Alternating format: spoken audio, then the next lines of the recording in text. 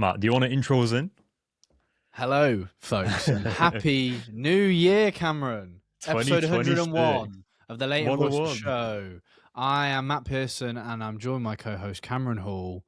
How are you, my friend? Long time no see, virtually. Good, man. I'm good. Do you know, when you sent me a voice note this morning, I was like, it's nice to hear, Matt. It's nice to hear. Yeah, me and Cameron had like a bit of a break from each other. We probably went like a week or two without talking, like properly. So, which was nice, you know. I needed a break. Matt, you've been a bit busy. You've been a bit busy, Matt. Do you want to say what you've been? I got engaged. What? That sounds like Yaz proposed to me. That didn't happen. That's crazy, man. Though that was the last time we spoke. So before Christmas, I got down on one knee and I proposed to my better half, and I think I sent you a photo. You did, yeah, you did. So I think that was the last time we spoke, which was on the 22nd of December, and so yeah, that's exciting. So we're going to get married this year, and we are currently going and looking at like venues, and we don't want a long engagement. So yeah, man, like growing up, I got down on one knee. I'd pre-written a letter speech. Oh, okay. I haven't even told you about how it went, so I'm going to tell you now. So yeah, basically, I was like, when I get down on one knee, I want to say something. I want to say something meaningful, but I know that the minute I do that, I'm just going to get all choked up and like going to have a memory blank because you know I knew I'd be nervous. So I'd basically written a letter beforehand, and then we were on the beach. It was a lovely day. We saw the seals on the beach, and there was loads of baby seals swimming around. It was really cute. And the sun was going down, and the beach was empty. Found a nice dry spot of sand and got down on one knee and pulled the letter out. So it was good because I had something to say. So I read the letter, obviously asked if she would marry me. She obviously said yes. Obviously said yes. She said your photography needs some improvement, but you know. And no, so yeah, it obviously it was really nice to spend that time together over Christmas after that. And yeah, wedding in 2026. I didn't post it on socials because I feel like we're both quite private. But I could chat about it on the pod, and yeah, man. So exciting times. I was like, damn, Matt is like speed running. Like the last like 2 years, you've gone from London house share, all this stuff to like obviously sick projects, like personal projects, all that stuff, like your house, moving out of London, everything, you know, and now engaged. And I'm like, getting married. Yeah, damn, bro. Like I'm gonna be like the only one out of my friends that doesn't have like anything like. You have all of those things, my friend. Like big adult. Like what is it? You know, like checkpoints in life where there's like a checkpoint. Yeah, but like, mate, there's all social norms, man. No, I know. I'm not comparing. Don't worry. But I just mean it's funny how when you did that, I was like, oh fuck, like that's getting. Did it make you think? Fuck, I need to buy a ring for Steph. Oh well, me and Steph talk about it all the time. Okay, so, that's good. You know, like as long as you're on the same page, whatever that page is. Yeah, we are. Yeah, man. But congratulations, though, and also I'm sure the listeners are buzzing as well for you. And open my trip, little celebration drink. What is a trip? Is that like a coffee or something? This is like a CBD infused theanine. Yeah, I've got them. Okay. But I've stolen one for today's show. Okay. That's nice. Wow. So, yeah, man. Other than that, it was really nice to have some time off, not think about work for 2 weeks, really, and. Today's like my first full week back at work. I've got a very, very busy January booked in. I've got a couple of shoots this week with Young LA, and then I fly to Cape Town next week, and I'm there for like 8 days, and then I get back, and then I fly to Milan, and then I get back, and I fly to LA. So you was in New York as well in December, I was in New York before Christmas, which was lovely. Had fun with that. So yeah, we're getting some air miles in, which is nice, and way more travel. It was weird for me having a busy Jan already lined up before Christmas. So for like those that know, Jan's always like quite quiet. So it was nice to have shoots already lined up and booked in for, you know, Jan and Feb.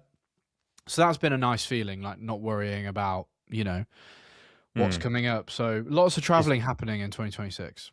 Yeah, it's kind of crazy as well because you can go through like your entire career with like on and off years, but never really getting like, oh yeah, every January and February is like dialed in. And I feel like, was last January busy? I don't remember if it was busy. I was in Paris with Hoka at the end of Jan. So like that kind of saved January for me. Exactly, yeah. So, but even still, like even all this way into your career, like we know a few people still that you would consider like, you know, really good photographers. And it's like, that you never know, like regardless of how long you've been in the industry, it's like Yeah. January and February sometimes dead and sometimes they're not, and it's only now where it's like 2 Januaries in a row where it's been like dialed in, which is great. Literally, yeah. So crazy 6 weeks ahead, and I want to bring you all with me because, ladies and gents, I'm going to be dropping a YouTube video. My first YouTube video. Matt started a YouTube channel. I say first, I had a Yeah. YouTube channel, and it was a fitness channel when I was at university. There's about 64 videos on that channel, so I'm no stranger to YouTube, but they are all archived, and no one will ever be watching them and seeing them. But I'm yes, sure maybe you should do like this video goes up a year from now. Like record a video and then, like what Mr. Beast does, where it's like once every 5 years or something. Yeah. So you've at least got to give someone something like that. Yeah, maybe. If we're not going to see your old videos. But I'll start a fresh channel, which will be me sharing my photography journey and all of this traveling that's coming up. I'll be vlogging and sharing my trips. The series I did on Instagram, which was like a freelancer diaries, the plan is to do that just on YouTube. I talk about it on my YouTube video, so I don't want to go on too much, but I just want a space to vent and chat about the industry that feels more long form, so I can get away with it instead of having to condense it into a 10-second. More long form than the podcast, bro. Well, we're gonna have both, mate. Long form on here, and then long form of me living my life at home. I talk through you said long form to vent, complain about clients, you know. Yeah, well, I've got to have somewhere to vent about you, you know. So I see. That makes sense. I can't vent to you about you, you know, on the show. So I'll make sure I'm subscribed then, so I can hear that. Yeah, you can be front and center for it. Sorry, speaking of, I went to watch Mighty Supreme at the weekend. Oh shit! Yeah, but the marketing for that movie's been insane. Honestly. Which is why I was desperate to go and see it. And I love Timothée Chalamet. Love him. Same. I think he's great. And I just saw he won last night an award for it already. People are saying he might get an Oscar for this role. So really, okay, yeah. So I went to watch it. I was a little underwhelmed. Oh. And okay. Start off with, we didn't have very good seats in the cinema, so I think that bothered me. We were right on the side at the back. Yeah. Barrier was kind of like set up for failure. Away. Yeah. And then I got some popcorn stuck in my tooth, and it was bothering me the whole film. And I spent the whole movie trying to get this popcorn out of my tooth. So I just don't think I was relaxed and present for the said film. But the film is great. Yaz actually enjoyed it, but I enjoyed it too. Don't get me wrong. But it's so all over the place. And basically the way Timothy was like promoting it, he was basically saying it's that like feel good, chase your dreams, aspirational movie that we all need right now. And I think I went in with the expectation of like, I'm going to come out feeling so motivated to like, you know, chase my goals and chase my dreams. And it's like I love an inspirational film. So I thought that I was going to come out of it feeling like that. And I just didn't at all. I don't think it is like that really. Did it build up to some kind of like climax with like success and all that stuff, or was it just very kind of not really? He's a really flawed human that has a dream but is a bit of a dick as well. But they don't kind of, in a lot of inspirational films they'll rub over that part of like, oh, he's a dick. But like they show the two sides of him, and I think it's really good, and it's a really unique film. And there's so many twists and tales. It goes off in so many different directions. You're just like, what is going on? And that keeps you gripped. I do like the approach that I've been seeing from Timothée Chalamet about like him talking about like really getting into this role. I love it. I feel like that's marketed it more for me than the actual marketing of the movie. It's just like him talking about. Like, did you watch the Zoom call he did? I did, yeah, and he's talking about like different colours of orange. So good. Like I watched the Zoom call, and I feel like anyone listening to this pod, it's relevant to us. So basically, like for the film, he did a skit, and it was a marketing Zoom call where he was joined by like the full marketing team that were going to market the film for him. Obviously, like it's all pre-planned, and I think it's pretty genius. And there's like the producer, the creative director, and he's talking to them about like ideas about how to promote this film, and they're really stupid. And he's like acting basically as a character on this Zoom call. And that was what was released first, and it was so clever. And then when you Googled Mighty Supreme, on Google it came up with the orange blimp as like an animation that came across the Google homepage and all that. And I was just like, it was tied to the call. Did you see all of like the press pictures where he was always in like an orange suit or something? Like, so I think he was in an orange suit on the red carpet. He was in like orange jumper and joggers, just like in the street. And he was talking about like burnt orange, like light orange, and every outfit kind of like dirty orange, and then you could always really link clever. to it. So straight away after watching that marketing campaign, like with the Zoom call skit, I've never seen a film do that before. It was really impressive. So I was like, straight away, I was like, this is different. I want to watch this film. And then hearing his speeches and like his collab he did with SD Kid, the rapper. That was so odd. Everyone bro. thought it was him. So it's so clever for him and his team to be like, let's do a fucking music video together. And like it went viral, and I just think it's just the way he's done it is so clever, and I absolutely love him to bits. And I just love that he's with Kylie Jenner as well, just so casually. Like I would never have put them together ever, but it just works, and it's so brilliant. So, you know, aside from Tom Holland and Zendaya, who are my favorite celebrity couple, Timothy and Kylie are now up there. I think it's brilliant. Go on. A little bit of a side note. Did you see the finale to Stranger Things? I did. Watched it last night, yesterday. Okay. What did you think? I don't want to spoil it, mate. People won't have watched it. But so you don't have to spoil it. You don't have to spoil it. It'll be non-spoilers. I'll give my opinion. Okay. I was extremely underwhelmed, bro. I feel like... I'm trying to remember what happened. Exactly. You can't even remember. Well, put it to standard ending, no. Well, I'm not gonna. I don't want to get into like spoilers or anything like that, so it's kind of hard to say.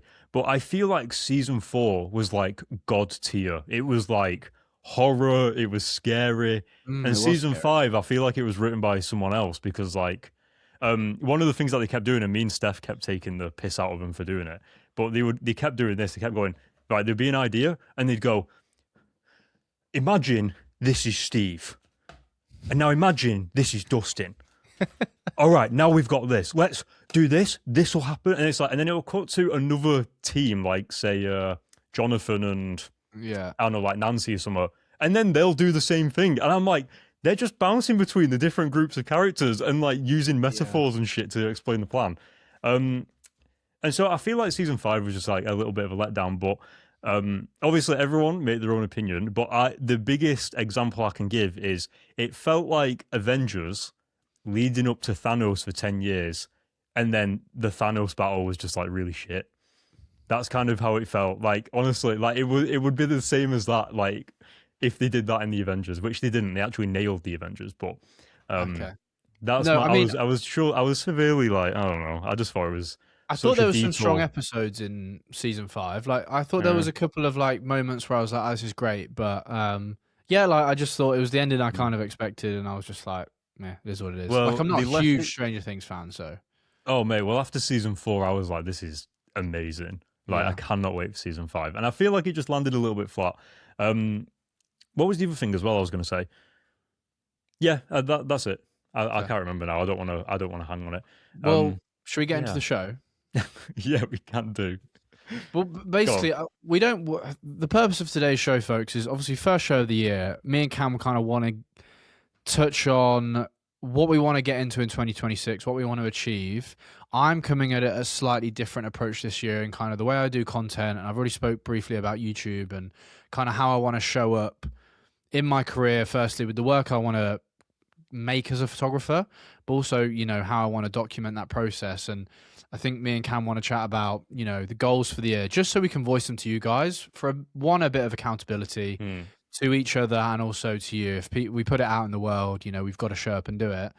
But like, we don't want to dive too deep into an episode today. It's just like a warm welcome back. The show has returned. It's so good to have you all tuning in again. And Cameron, what's on the agenda for 2026 for you? Tell me.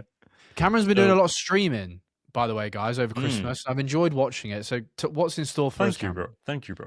Well, I feel like it's good for us to also discuss our goals because I think we both take a different approach. I feel like you'll be a lot more specific, whereas I think for me, what I want to do with 2026, it is the year of where I'm going to turn 3D into a career. It's like I'm going to try and, you know, get clients, freelance, stuff like that. And then the other side of it is obviously, as you mentioned, I've been streaming video games like on the weekends on like, well, Thursday, Friday, Saturday, Sunday. I did it for 30 days and then I've kept it going for Fridays and weekends. And it's been really good. But what I really enjoy is the tech side of it. It's the room and the background and the lights, and it's the microphones and it's the camera and it's the transitions and all this stuff. And it's all very dialed in behind the scenes. And I don't know, like I like just like that aspect of everything working on your desk. So I Yeah. want to try and make 2026 like the remote working year where everything's content, everything's being able to be done from home, from the desk. So that's 3D, that's video editing, that's, live streaming. But so my goals, like I try not to like make goals where it's like a target. I'm taking a different approach where it's a bit more like goals of like lifestyle. Yeah. And so what I mean is, uh, Monday, Tuesday, Wednesday is going to be my 3D days. Like no matter what, it's just those days are 3D. And And then podcast. oh, and podcast, yeah, yeah. Well, but podcast is like sometimes we'll record on a Monday, sometimes we'll record on a Thursday. So it's just whenever we fit it in. But Yeah, yeah, yeah. Monday, Tuesday, Wednesday is 3D. Then Thursday is a reset day because we all need a reset day, like to do our washing, to do our grocery shop, to pay attention to our relationship. And then Friday, Saturday, Sunday is more like streaming and getting like reels done or the podcast or whatever. Just a Yeah. little bit more free. And I feel like that and keeping that structure will lead to 3D becoming work, streaming being just like content going out regularly, stuff like that. Nice, Yeah. man. So that's the goal really. The goal is to maintain that system and structure. It sounds like a good Um, structure. yeah, and obviously I don't have any. This is the thing. I don't have any specifics as like what the outcome would be for that. But I think at the moment I'm not really too bothered about the outcome. I'm just more bothered about. I The worry about process. the outcome when I've actually got like work. But Yeah. one of the hard goals I do want to do is I want to try and make a 3D project, like a personal project, every 2 months. And it's a little bit naive because I have no idea how long a personal 3D project takes. It might take 2 months just to model it, let alone animate it and all this stuff. Mm. So that's a little bit loose. But by July, I want to say like within the next 6 months, I at least want to have a portfolio and be trying to get clients. Like by July, I want to have like at least one client. Nice. And I don't know what context in or anything like that, but that's the Yeah. main goal. Yeah. Nice, man. That's Thanks, exciting. man. I think that structure will be really good for you, but also I like that you've got that split where you're still making time to do the streaming and like it's something right now that might not be making you money, but when I've tuned in a bunch of times over the Christmas break and watched you stream, and I feel like it comes so naturally to you, the way you're answering questions and you're chatting to people about the characters and whatever game you're playing, and I feel like it suits you really well, and I can tell you genuinely enjoy doing it. So I think it's nice that you've got that split, and yeah, man, I'm excited to see you pick up some 3D clients and make some personal projects. Thanks, man. Thanks, man. Yeah, 2026 is more of the get up and go kind of year, whereas 2025 was very like step back, figure out. Yeah. But I did notice that I really enjoy a lot of the tech side. So for anyone that's listening, that's a little bit more initiated in terms of like Windows and Mac OS and Linux and stuff. There's this thing where if you look at computers, right, you only have Windows or Mac. There's not really another one. But some people have Linux, and I've never heard of basically it.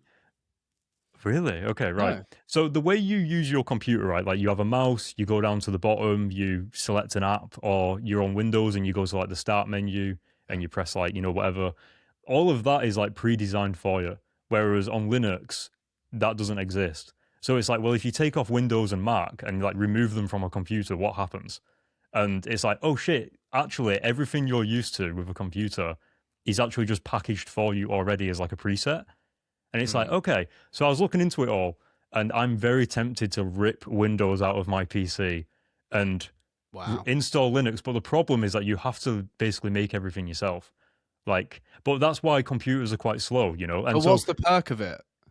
well, it speeds up your computers. So as an example, you get like ads, you have like all this AI stuff on your thing, you have like the news, like all this stuff that's just on your computer that you don't really use, but it's like apps that are just installed by default. Clogs up. All of that stuff isn't there, and it's known as like bloat.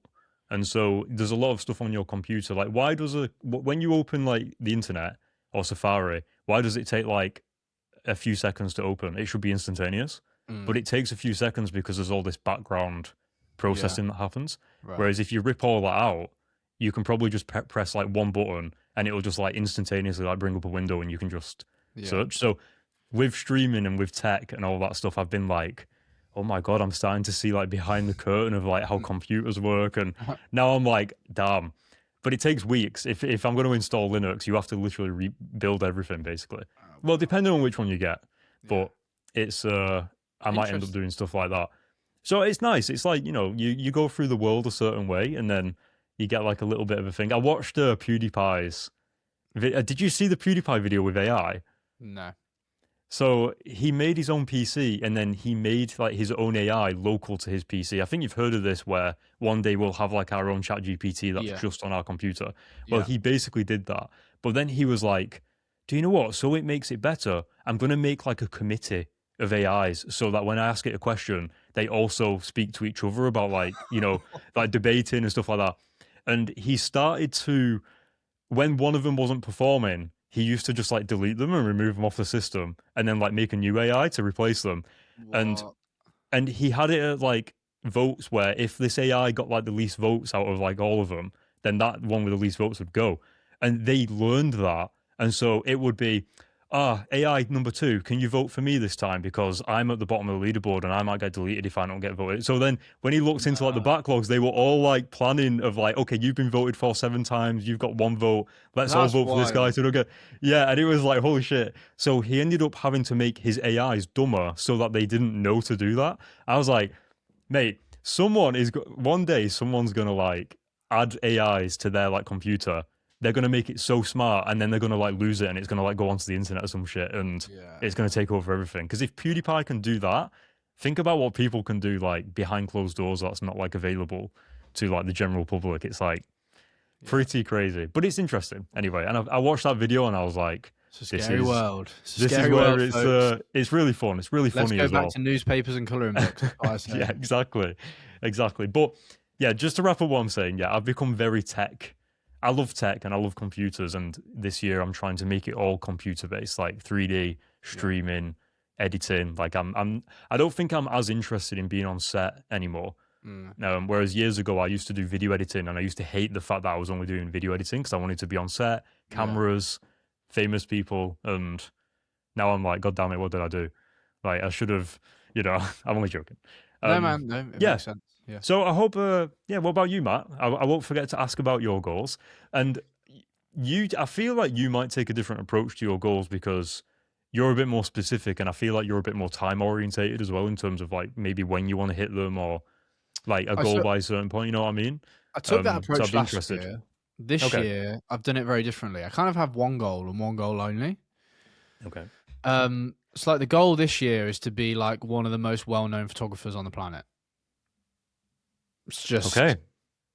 but like I'm not saying I'll achieve that by the end of the year, but that's the mindset I'm taking. Yeah. Like I want to be one of the most famous photographers on the planet. That's like the big goal, like the bigger picture goal. Is that this And year though, or is that just in general? Like that's a that's goal just you've made now. I'm just living Okay. through that goal and like the way I show up. Okay. Yeah. And that's obviously mainly in sport, like Okay. in the sports space. And as a result of being one of the most famous photographers in the world, you'll earn a certain amount of money and you'll be able to live a certain lifestyle, and you'll be able to, share your journey with X number of people, and then there'll be opportunities and brand deals that come with that. And there's like lots of other goals that I have that kind of feed off that one goal, if that makes sense. So Yeah. if I can become one of the most well-known photographers in the world, get my work to that level, then like all of the stuff that feeds off that is like all the other kind of like goals that I have. I am wondering, so what's the approach you're taking though in terms of, are you doing it like, okay, what would the best photographer in the world do, like X, Y, and Z to get there, or like what would are you living it like almost like living? What was that book, the rugby book that you mentioned about living like an athlete kind of thing? Yeah, well, what I love and the analogy I like to, so method actors. So how like Timothy Chalamet, for example, decides that he is Marty Supreme, and they flick a switch and they embody that and they become that. Well, I'm kind of trying to do that, like pretending, and this comes back to psychology, mindset. We said we want to do an episode on like psychology of freelance and mindset of a freelancer, but having the confidence to be like, right, if I'm the best photographer on the planet, how am I operating? What kind of how much planning am I putting into a shoot? How am I operating? What kind of level of work am I putting out? Or like, how am I someone that looks to constantly improve my work? Am I someone that looks to network regularly? Am I world class at sharing my work and how I communicate with people? Am I like presenting it and stuff? Am I world class on set at communication and like getting a room to buy into the vision and directing people. Like all of these things are, you know, how like a world-class creative would operate. So Yeah. I'm trying to embody that kind of way of living. And the end goal is like, you know, I want to be one of the most well-known photographers on the planet. Now, that might sound like really egotistical and really like cocky that I think that I can be that, but you have to have that unwavering belief in yourself firstly, else it's just never going to happen. Yeah. You have to Uh, be the first one to believe it, right? yeah, and also like Yeah. saying that like that whole this is the goal and like the fame is quite a ego orientated goal, but it's like the easiest way of putting like I want world class like brand opportunities and brand deals. I want to be able to provide for my family doing what I love, which is photography, and that might be speaking about photography, making content about photography, taking photos of the world's best athletes, you know, just getting out and shooting and capturing amazing people, Hmm. and like, you know, living a life where I get to travel the world, I get paid well to pick up a camera, like all of these things. That's what I want to do. So why, like, and I'm someone that obviously is very sports driven and I come from a sports background. You know, I wanted to be like the world's best athlete, and people want to be the world's best footballer and the world's best tennis player and they want to be number one. I kind of take a similar approach. Like, I don't Okay. think you Yeah. can be the world's best photographer, by the way. Art is so subjective, which is why I'm saying I want to be one of the most well known or most famous. I can't say I Yeah. want to be the best photographer in the world because I think it's impossible as an artist to say that you're the best at something. Art's subjective. People think differently. People have different taste. I don't think that's actually possible. But you can be one of the, you know, Greg Williams, one of the most famous photographers in the world. But then you can argue that like someone like Peter McKinnon is one of the most famous photographers in the world. Yet I'm not someone that rates his work at all. Like his photography work, his YouTube channel is phenomenal and what he's done. And I've learned so much from his YouTube growing up. But his actual work is not something that I look at and I'm like, yeah, God, I wish I could shoot Hmm. like that. But he is one of the most famous photographers in the world because of his what he's done on YouTube. So, you know, I'm not saying I want to be the best photographer in the world. I just want to be one of the most famous, you know, photographers in the world, particularly around sport, I would say. So whether that's one of the most famous sports photographers in the world, however you want to go about it, but this is the bar. This is what I'm trying to get to, and as a result of that, if I get there, lots of other opportunities come that will have a significant impact on my life. Even the opportunities leading up to that, I might nearly be there, and you know, you'll still get great brand deals. I would still have multiple revenue streams coming from different various places, and yeah, that for me is like the goal. That's the one goal. That's like the Mecca. That's like the Holy Grail. That's what I'm trying to go. Hmm. And good stuff will happen along the way. It's going to be a lot of work. My body of work and what I produce needs to be much better to get there. So I'm gonna have to raise the bar again with my level of work and what I can kind of make. Hmm. And it requires a team of people because the world's best photographers have a team and like they work closely with a retoucher. And there's like it takes a village, right? You know, Um, one of the things I do like though that you're talking about is how do you know that being world class means brand deals, traveling the world, like all this. Like, I'm interested in like how you know, like in a way, it's like you know what photography can do for you, and whereas because the way I'm seeing it is like you're seeing it from the top down, whereas in my position, I'm seeing it from the bottom up. Like I'm thinking, learn 3D first, get 3D work, then like I haven't really thought about like that far distance yet.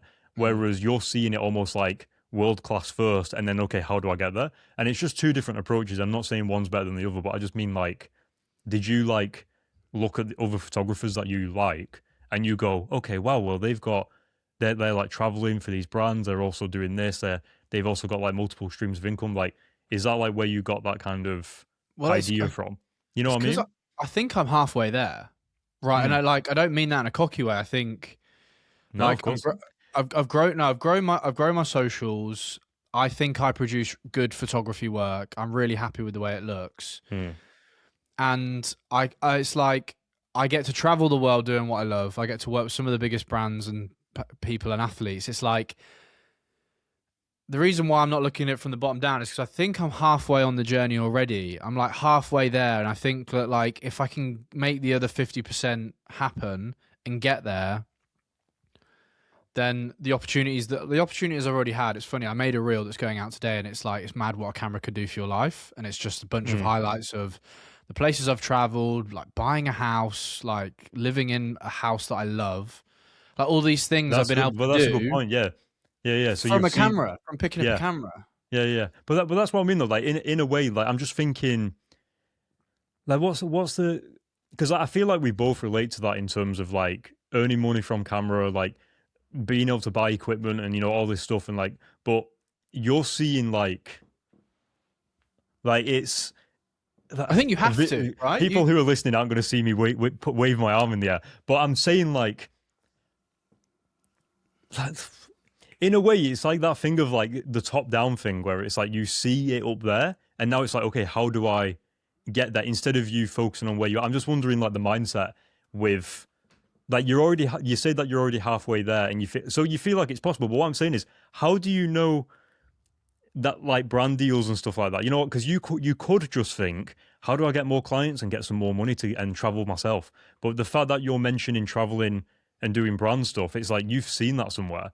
That's okay, like interesting. Yeah. You get what I mean? Yeah, yeah. So I get what you're saying. Curious about that. Well, it's just knowing that like people like Greg Williams, have got like brand deals with Leica, and they sell an online course and make millions, and they sell their own photography product and make a load of money, and they have access to incredible people, and they'll get paid a lot of money to do a shoot, and the Annie Leibovitzes of the world that are probably making like 100 to 200 grand per shoot.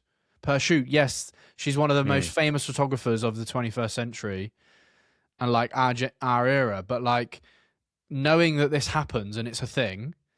Exactly. Yeah. Like there are big photographers that get paid 50 to 100K for a shoot. Like sooner you realize that, like, and there are photographers like Peter McKinnon. Look how much money do you think Peter McKinnon's made from brand deals, YouTube, selling products? Done pretty well for himself, right? Mate, probably doesn't have to worry about money. Probably his family probably don't have to worry about money. Me and Steph bought the Polar Pro Peter McKinnon ND filter a few months ago, and I was like, this thing costs 270 quid. Like Peter McKinnon's probably raking it in. Yeah. Selling these things. So it's like I know it happens, and I'm aware enough to know that like these people have made a very good life for themselves doing, these things, and it's like, I'm just like I'm aware of it. I know it happens, and I want to make it happen. So like, okay, so this is why I wanted you to go into that, because I think one of the main things is that you've seen that something's possible, and you're like, I can have that too. Like if that photographer has done that, then like why can't that be available to me as well? And it makes me think of this quote from Steve Jobs. I would actually like to pull it up. I should have got it up before we started the podcast. I'm not going to do it right now. Maybe we'll do it at the end. But Steve Jobs, someone asks him about like, is business difficult or something? And he talks about how a lot of the things that are in life and all that were put there by people just before you. And if you look at like a car park, and if you look at like a lamppost, like that shit was designed by like some random human like before we were here, but we've just known it ever since we were born. And so Steve Jobs also goes into like these business processes that, oh, these things have to be this way.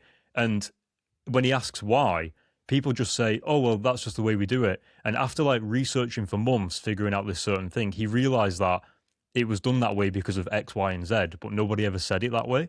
And so he said, the reason why it was done like that is because it was done yesterday. And that's basically it. And I like that idea of being able to see what others have done. And it's kind of the same concept where it's like, it's been done that way before, but why can't, it's not just for that person. It's like, why can't I do that as well? And if someone else has got there, you don't have to do it their way in order to get there as well. Like, I think that, especially with, like, we have a lot of other avenues nowadays with the internet and stuff, especially. So it's like, I would love to show that quote later on. Hopefully 100%. We remember. And another photographer comes to mind, Willem Verbeek, or whatever his name is, YouTuber. I'm not sure. He does a lot of film photography, posts like, on Instagram occasionally, but big presence on YouTube, especially in the film photography space. Mate, the guy's collabing with Porsche. Porsche are posting like a series of him on Porsche's homepage.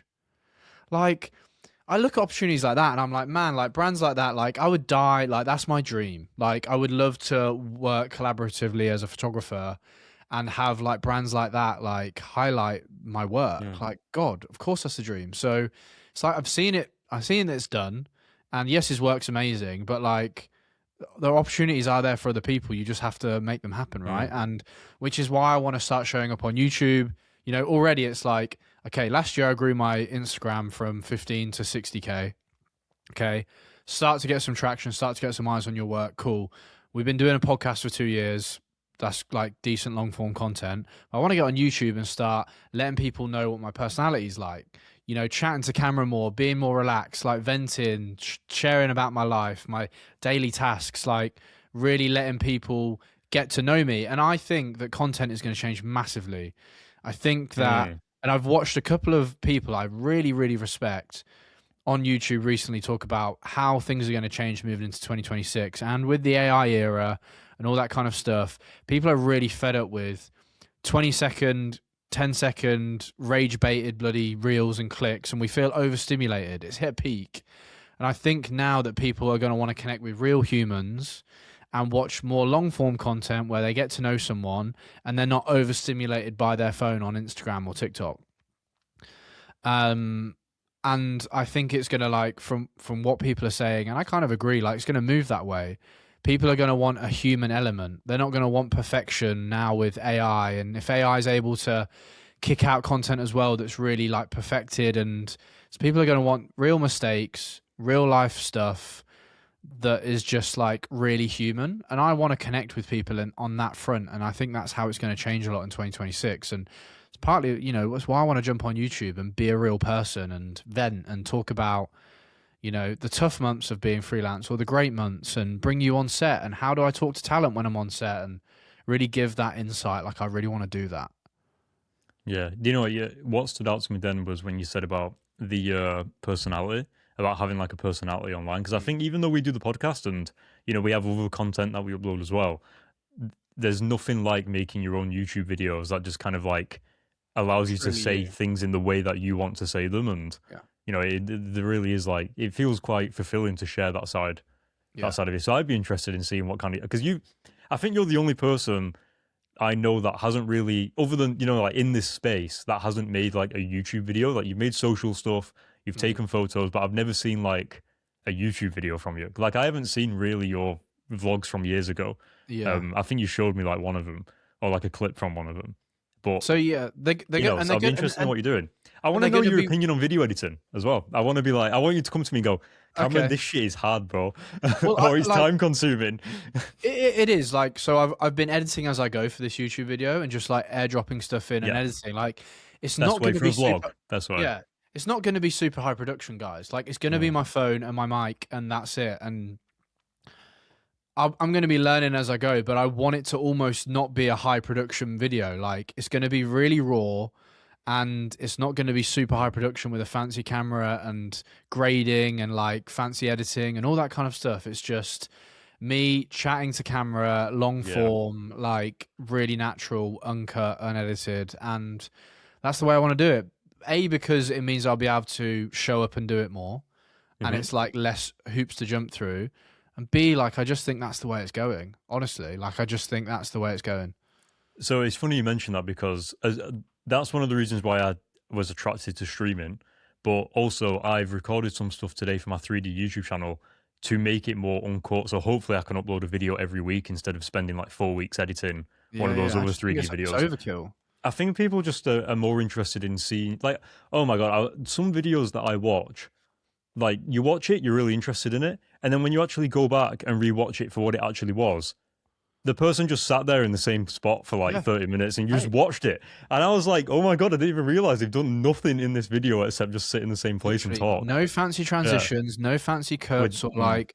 And when I think about all the YouTubers that I sit and watch at TV, or like even if the stuff that me and Yaz watch, like all of the girls that she likes to watch that are like fashion and whatever, it's mm, just like a DJI like little Osmo following them around, and yeah. there's no fancy editing. They're chatting and waffling to camera for 20 minutes, and everyone loves it.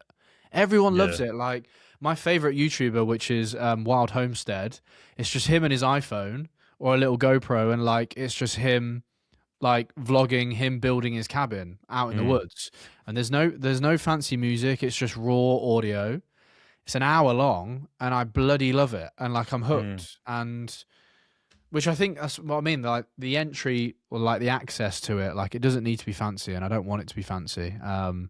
So yeah, I'll let you know how I get on. But guys, for those listening, expect a YouTube video. Freelance Diaries, episode 1. I think some point at the end of this week, hopefully.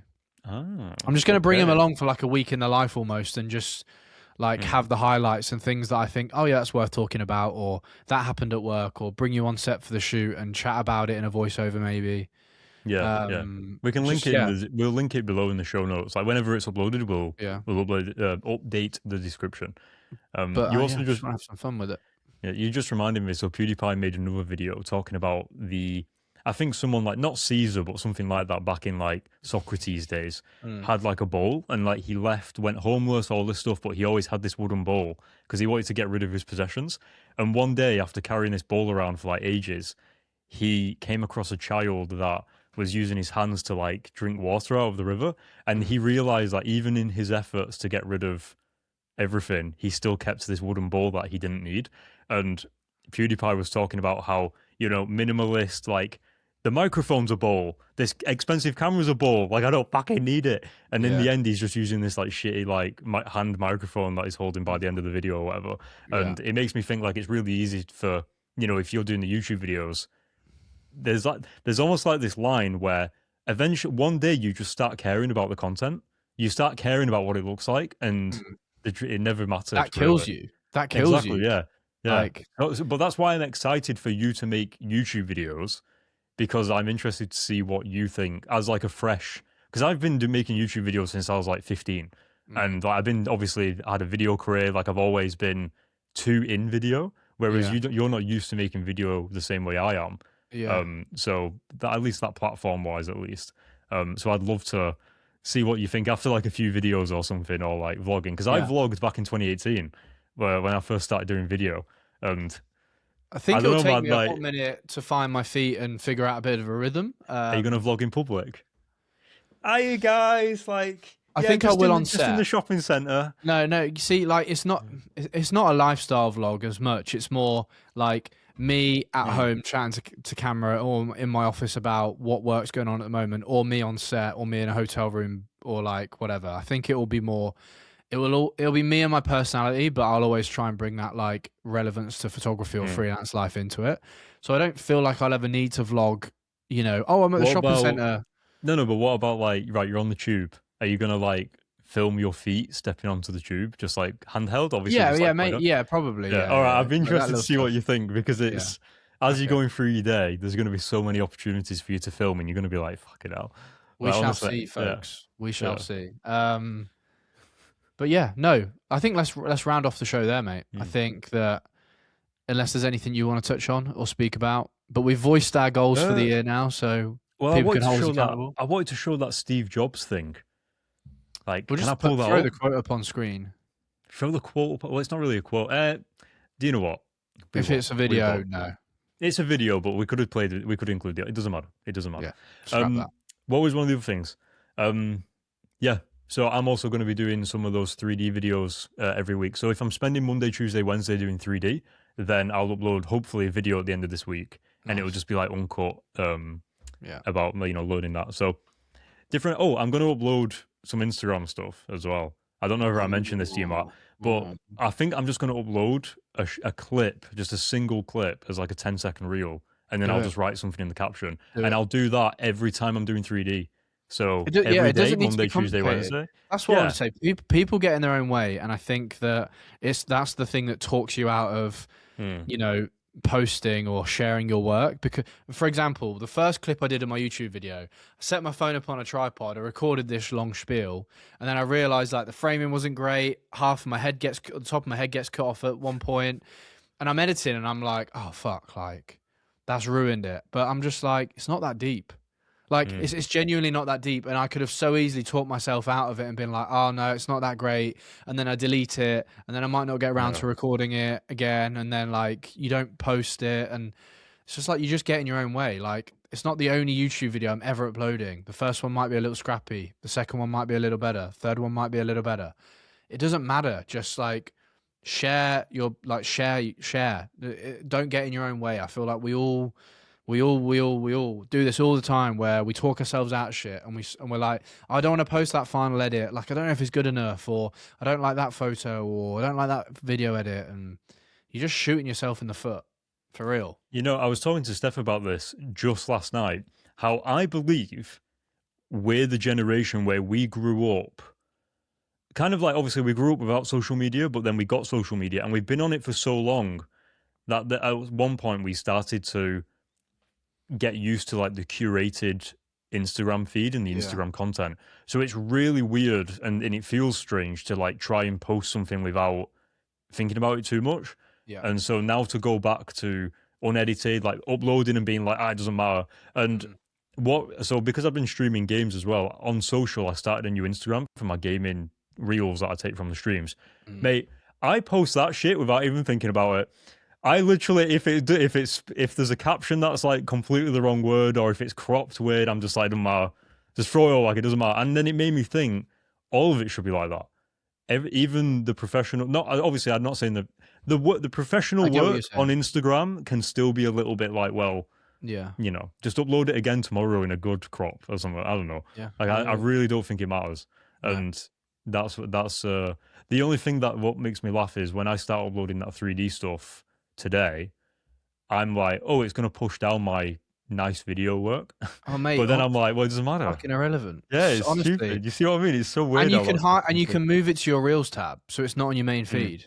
Like, yeah, but do you want it? Most of my Reels I remove from my main grid, and they just live in my Reels tab. Like, it's not like you can keep it tidy if you want. Like, it's not that deep. It ain't that deep. Hey. And on that note, we're not going to get any deeper. We're going to sign off here. But guys, welcome to 2026. If you've made it this far, we hope you enjoyed the episode. It's good to be back. It's good to speak to you, Cam. You too. Let's get ready to take over the world. Have an amazing 2026 and live purposefully. Huh? Me or the listeners? Are you saying it to me? Are you saying I'm saying it to you and the listeners, obviously. And just let's have a great start to the year, and I'm excited for it. I think it's gonna be a really good year. So yeah. I also feel like it's going to go a little bit slower. Like, it's taken a few days to get to 5th of Jan, and I'm like, this is good. You know? Yeah. You've got time. All right. Yeah, and if you haven't already, guys, please subscribe to our newsletter. It's in our Instagram bio. Every week we release the creative of the week, whose work we love at the moment, 3 things that we've loved this week, and tell you a bit about the episode that's come out on that day. So be sure to subscribe. We'll see you in the next episode. Happy New Year. And yeah, speak soon. Au revoir. Happy New Year. Bye, guys. Bye.